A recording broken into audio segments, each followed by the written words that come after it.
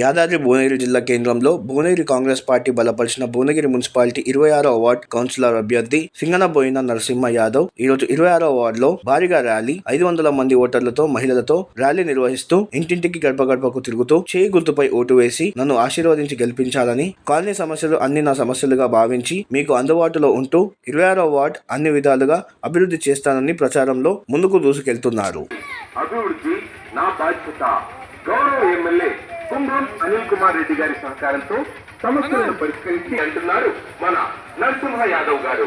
గుర్తుంచుకోండి, బ్యాలెట్ పేపర్లో క్రమ సంఖ్య 3వ నెంబర్లో ఉన్న హస్తం గుర్తుకే మన ఓటు వేసి నరసింహ యాదవ్ గారిని అఖండ మెజారిటీతో గెలిపించ ప్రార్థన. గెలిపించండి శ్రీ నరసింహ యాదవ్ గారిని. నరసింహ యాదవ్ గారికి జెండా ఎగిరిస్తూ రేపటి